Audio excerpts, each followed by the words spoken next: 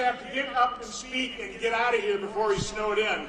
But first of all, just thank all of you for coming out here and braving the weather to help elect the next President of the United States, Donald Trump.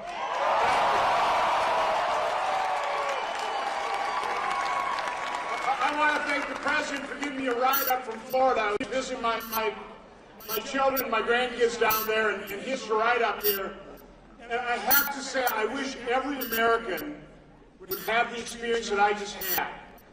Sitting in a plane, having a substantive conversation with the President on a number of important issues, but watching him work, watching him interact with his staff, watching him in Michigan sit down with law enforcement, and the respect that the law enforcement officers have for him because they know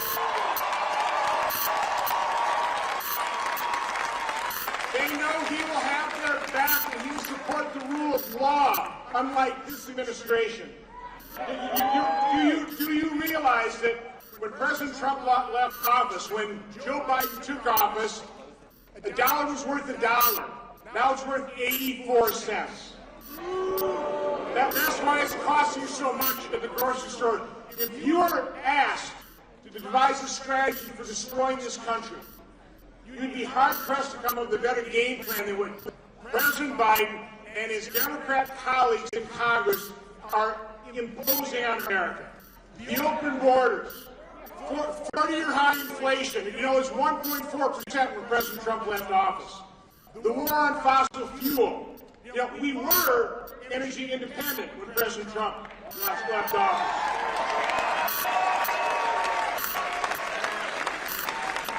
The embarrassing and dangerous surrender in Afghanistan, which has emboldened our enemies. Do you think Vladimir Putin would have invaded Ukraine if it was President Trump? Of course not.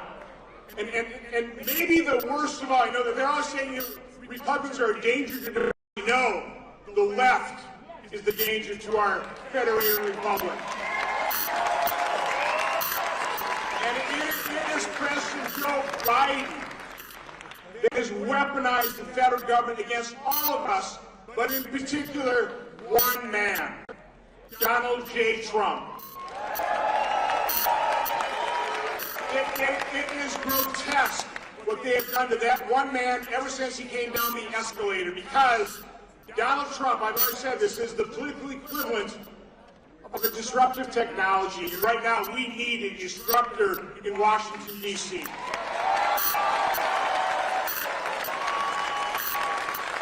So our job here in Wisconsin is to make sure that we give the 10 electoral votes of Wisconsin to Donald Trump.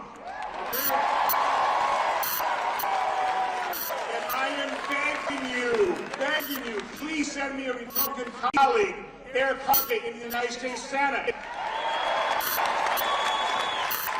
And we do it by unifying us, conservatives, patriots, people who love this country. We must remain unified, understand who our political opponent is. It's not us. It's the Democrats, the people that are destroying this country. We need to recognize that and embrace voting as it is. I like voting on election day, but because when I became the United States Senator, I had to vote absentee ballot. We need to embrace that, and today is the perfect example why. We can't afford to have a miserable election day on November and not have our votes already banked. So embrace early voting. We have to do that. Because I believe what Elon Musk recently tweeted, that we either have a red wave in November or America is doomed. Imagine this 4 years of continued decline. We can't allow that because, folks, what is really at stake here is the essential ingredient for America. What we have used to dream and aspire and build and create this marvel we call the United States of America, freedom. So at its heart, this is a fight for freedom. It's not someone else's fight, it is our fight. And it's a fight that we absolutely must win. So God bless you, God bless President Trump, God bless America. Thank you all.